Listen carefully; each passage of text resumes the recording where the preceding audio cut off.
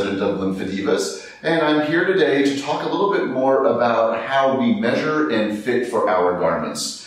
What we do here is a little different, or a lot different, than what the other manufacturers have done, and even what we used to do historically when we first started.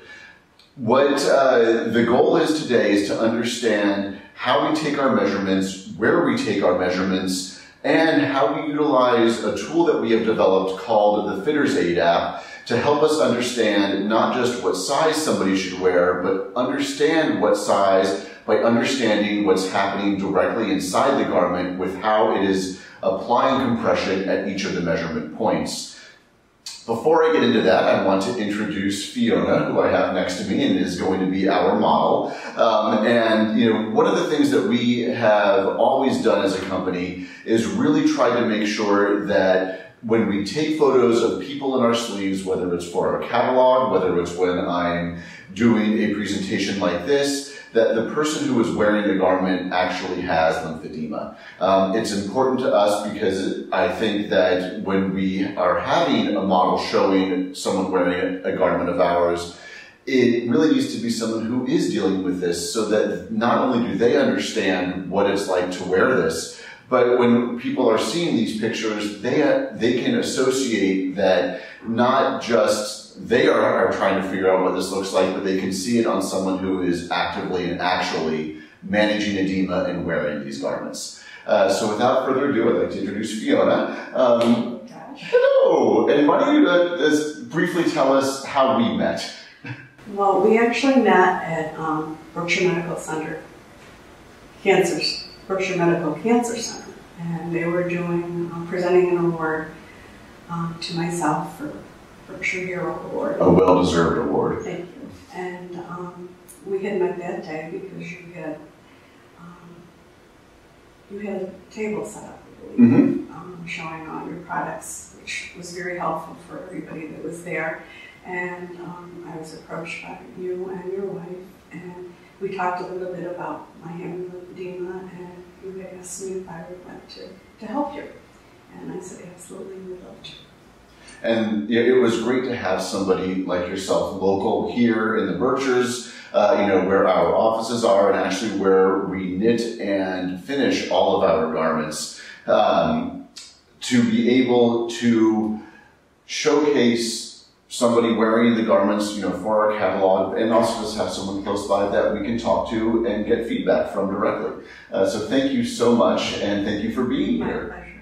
So the first thing that we need to do before understanding what size someone should wear is understand and measure their circumferences at each of our measurement points. Now, we offer a small, a medium, and a large in all of our garments. So because it is just those three sizes, there is a bit of a range that we can fit. And I'll get more into the range differences versus the delivered compression differences in a little bit. But before I can do that, I've got to understand what those circumferences are. So Fiona, let's begin with the measurements, and we're going to measure you for both a handpiece as well as a sleeve.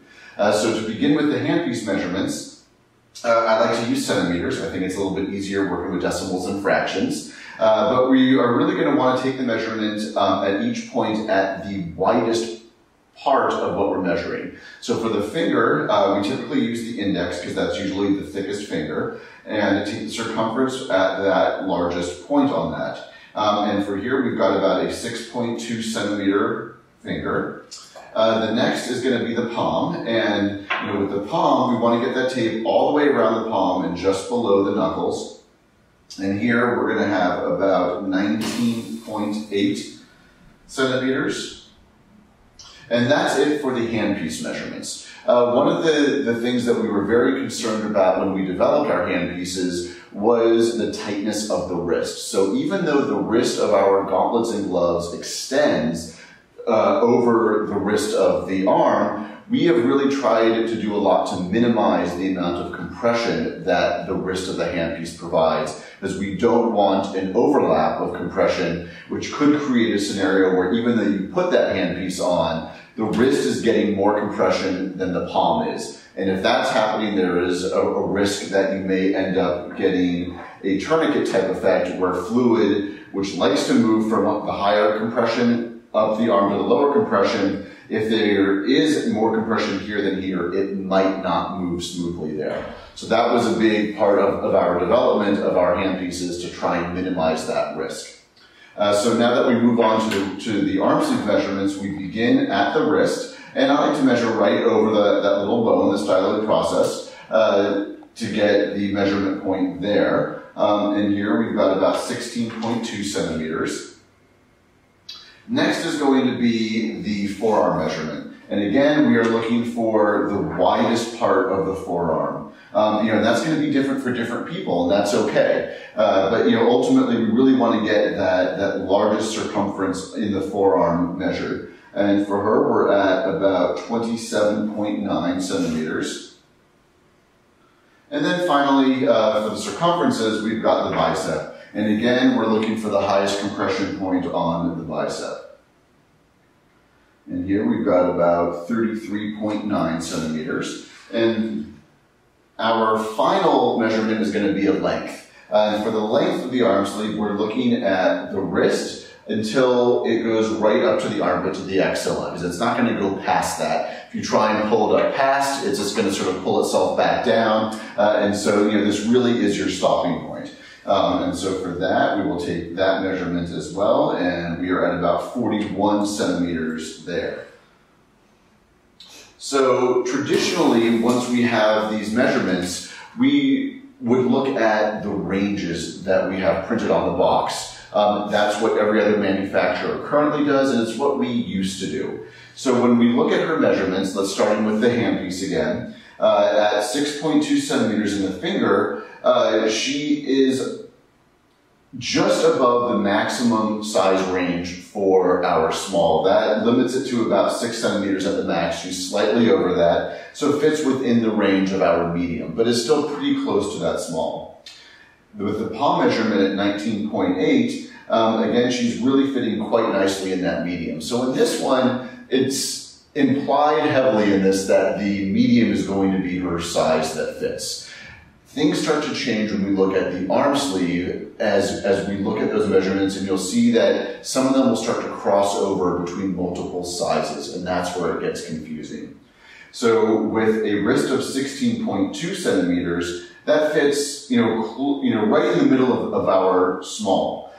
It's just a little bit below what the medium, what we published the medium as fitting as. But, again, it implies that the small is going to be her right size, but it is very close to that medium. The forearm is at 27.9 centimeters. Again, that fits very nicely in that medium size. And then finally, the bicep at 33.9. This gets a little confusing again, because here we fit very well within both a small as well as the medium size. So, both as a patient, or if a therapist is taking these measurements, or a fitter is taking these measurements to understand what size somebody should wear, all of a sudden here with that bicep measurement, we have a real confusion point. Do they wear that medium, or do they wear that small? And there really isn't anything to direct that says which one should be worn. And that's why we came up with the fitter's aid. So what would happen is people would call us and say, this exact scenario where they put their measurements in, and all of a sudden they fit between two separate sizes. And what size should they be wearing? At that point, what we would do is we would take our testing equipment, which we have here at our facility. We would find cylinders that were close to the measurements provided by the patient. And then we would take the compression values in each of our compression classes and sizes at that measurement point with the patient's circumference to understand how much compression was actually being delivered along their arm and hand based on their measurements. And what this does is it took us away from relying on these ranges, which didn't really tell us anything, and gave us the amounts of delivered compression at each of those points, which was really, at the end of the day, the most important thing. It doesn't matter what size the garment is. This isn't a t-shirt. It doesn't matter that you wear a small or medium. What matters is how much compression are you getting, and is it graduating appropriately? Because when a manufacturer says something is 20 to 30 millimeters of mercury, all that means is that the compression should start at the wrist, depending on the circumference of the wrist and the size and knit of the garment. It should start somewhere between 20 millimeters of mercury and 30 millimeters of mercury. Theoretically, if let's say our small wrist fits a 14.6 centimeter to 19 centimeter circumference, at 14.6 we should be close to about 20. At 19 centimeters at the upper range, we should be close to 30. But we don't really know exactly where it's starting when we just look at those ranges. But with the app that we developed, by taking a series of circumferential measurements so that we could plot a curve, we could then later take anybody's individual measurement and figure out approximately how much compression they are getting. And I use approximately because all of these are based off of cylinders. The physical law that compression is based off of, called Laplace's law, is really looking at cellular pressure, and it assumes an equal amount of compression all the way around the measurement. We as people are not cylinders. Our hands especially not cylinders, and that's a whole nother issue. But ultimately the curve that we created gives us guidance towards it. It's not exact, but it gives you as a therapist or you as a patient or a fitter, it gives you more information that helps you both understand more what's happening inside that garment and potentially gives you more than one option. And we'll be able to review those options after I put these measurements into our app and see what the options are that are provided. Now that we have taken Fiona's measurements, our next step is to utilize the Fitter's Aid app. This can be found on our website under Our Garments, Fitter's Aid app. And once you are on the page, as you can see, it gives you a Let's Get Started. So we'll go ahead and get started. And the first thing that comes up is a notice just reminding everybody that this app is designed for use by therapists, trained fitters, and other health professionals. If you are a patient who are using this, please be sure to visit a therapist to make sure that you understand what compression class is needed and make sure that you have an accurate set of measurements to use for the app itself. We also include a diagram and a explanation of how and where to be taking the measurements that we will be inputting here on the next screen. For Fiona, we are going to attempt to find both an arm sleeve and glove. So we will go ahead and select that, but as you can see, the app can also help determine sizing for an arm sleeve and gauntlet pair, an arm sleeve alone, as well as a glove alone. So after we've selected arm sleeve and glove, we will go ahead to the next screen and input our measurements. On this screen, we can take measurements in either centimeters or we can do it in inches. We took the measurements in centimeters, so we will go ahead and put those in. The finger circumference was 6.2 centimeters, followed by a 19.4 centimeter palm and a 16.1 centimeter wrist. The forearm was measured at 28.7 centimeters, the bicep at 39.9, with an overall length of 41. Now that we've entered those in, we go on to the next screen. Here, we are putting in the level of compression that we want to see at that wrist, whether it is 20 to 30 millimeters of mercury or 30 to 40 millimeters of mercury. Fiona is looking for a class 1, so we will go ahead and select that. This last question here covers whether or not this garment is used for prevention or prophylaxis. If it is for prevention, we give a little bit more leeway in between the different measurement points when we're looking at how much of a compression difference is there. The reason that we do this is because this is an application that has computer code behind it. There has to be a line in the sand that is drawn that says what the minimum amount of compression difference that we are looking for will be. Let's say that we have that at 4.5 millimeters of mercury for someone who is actively managing their edema. So if we put these numbers in and we get an end result that is a difference of 4.4 millimeters of mercury, it is going to reject that as an option. If you do put numbers in and you get a result that says we don't have something that can fit, please give us a call. And we have some more information that we can use on our back end to see what those differences are and see if there is an option that can be discussed with your medical advisory team. So for Fiona, she is managing her edema, so we will go ahead and select no here and then go to done. So as you can see, we got the no matches found, that there really wasn't enough of a difference. So let's just go back and we will select, yes, we are looking for prevention. So in here, she has several options. We have first our class 1 medium arm sleeve paired with a class 2 large glove. We have a class 1 medium arm sleeve paired with a class 1 medium glove. And finally, we have a class 1 small arm sleeve paired with a class 1 medium glove.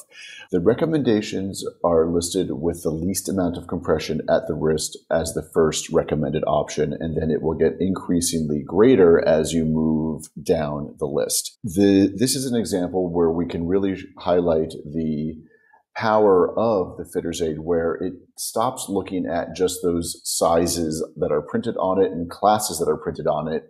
And because we are able to look at the amount of compression delivered, options that you might not have thought could work can. So if we open up that class 1 medium paired with the class 2 glove, you can see that at the wrist, they're getting 23.3 millimeters of mercury, which is at the lower end of class 1 compression. And even in that class 2 large glove, they are still getting class 1 compression inside of it.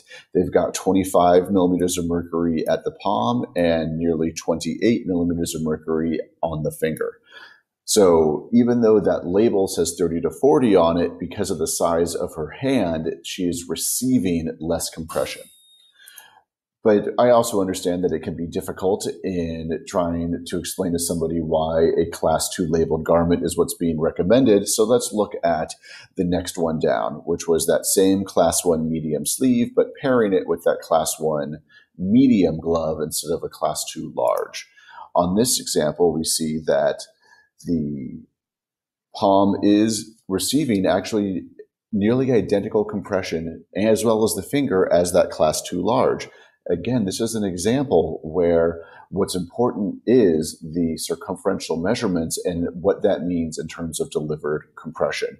And with her specific measurements, she happens to be getting an equivalent value between that larger, knit tighter glove and the smaller, knit looser glove. So a very interesting example that again shows the power and the importance of not looking at the labels, but looking at what those garments are actually doing based on the circumferential measurements of an individual.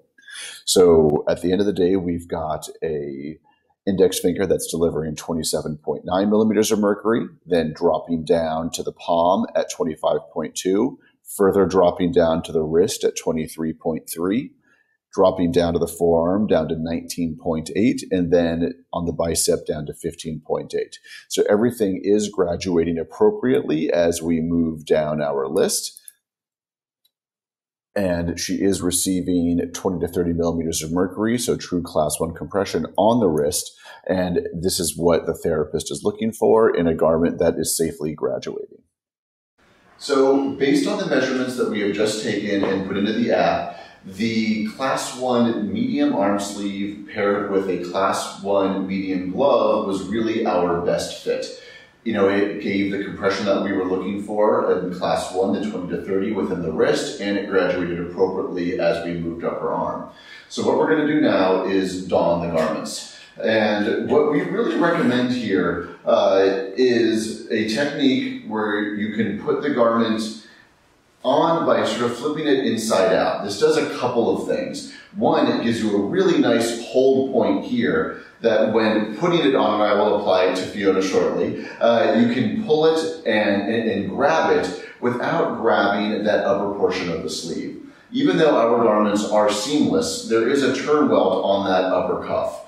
And just like with any knit area, if you pull on that hard enough and long enough over time, you are going to potentially weaken it, and that may reduce the overall lifetime of the garment. But the real power of donning the sleeve in this way is that it really makes it a lot easier to put on. So when we put that on, what we can do is, now we really only have to get about half of it up to where we want it to be on the wrist. And so as you can see, we've got it on the wrist there, and then rather than trying to pull that whole thing up, we've got half of it up almost to the elbow with where we want it on the wrist, and then we can just work up the rest of the sleeve. This minimizes some of the stretch as well as you put it on, so that there isn't as much of a risk of overextending the garment and having it be too long as you put it on. If you feel like it needs a little bit more stretch as you put it on, you can just not be quite as careful when you do the fold over point. But here, as you can see, we've got the sleeve starting at the wrist and then going up and stopping right below the armpit or the axilla. The glove is also very easy to put on. This you would just put on like you do any other glove. Always line up the thumb stud with your thumb. Wouldn't really work as well if you try to put it on your pinky. And the only confusing thing here, and you can see right when she put it on, the fingers look very long. Before they go on, they're not, but they stretch, and they stretch out and will grab your finger as you don them. But the nice thing here is they aren't actually that long. And you can just sort of shimmy them down with your finger, get it to where it sort of sits naturally below the nail bed, approximately. Make sure there are no bubbles in the fabric. You still want that fabric to be smooth around the finger. And then as you wear them throughout the day and your hand is moving around, they'll settle a little bit more naturally as well. But don't be worried that when you first put that on that you think the fingers are too long. They most likely aren't. We can fit a very wide and long range of sizing or short range of sizing for fingers. Really when you take it out of the box and you see that garment flat, that's about the length of the finger that it's going to fit. So as long as your fingers are longer than that, we should be able to fit you there, and it's very easy to adjust, as you can see. So how does that feel? It was great. Very, very comfortable. Now, it's also important to know, and we've talked about this in the past as well, that often the first time you wear compression, it can feel tight. And that is something to be aware of and understand yourself and your body too. That wearing compression does take some time to acclimate to. But the goal here is to get you into a garment that works and that you actually wear. And so a lot of the times what we try and do, and this is again where the app really becomes powerful, is start with a lower amount of compression within the compression class that your therapist has asked for. So, let's say we're talking about a 20 to 30 millimeter of mercury garment. Trying to find one that fits, that starts closer to 20, is really what we try and do. Because if you put that on, you wear it, you've got something that is potentially a little bit more comfortable, and you've got something that, if it manages the edema, then you've got a comfortable garment that's doing its job. And that's really what we're looking for. If it turns out that the edema isn't being managed at that level, typically in the past, they would step you up into a 30 to 40 millimeter of mercury garment, a much tighter garment, which may lead to you saying, there's no way I'm wearing this because it's so uncomfortable. What the fitter's aid can do is there may be more than one size that fits you within that compression class. And if there is another option based on your measurements that did come up, and as we had shown in the other one, there was a small did fit you as well, but it provided more compression. And what we could do if this wasn't managing your edema is, rather than putting her in a 30 to 40 millimeter mercury garment, we could step her down into that small. See how that felt when she put it on. It is going to be more compression, but it's a way of increasing the compression within the compression class rather than just moving you into a higher compression class. And that's really where the power of this really shows itself, is potentially providing more options. And options is really what we have always been about, whether it was in providing a more comfortable garment, a stylish garment, or one that provides options in understanding how much compression you're getting. That's where we really try and be. So at the end of the day, we want a garment that is effective, that fits as comfortably as possible, and that the patients actually wear.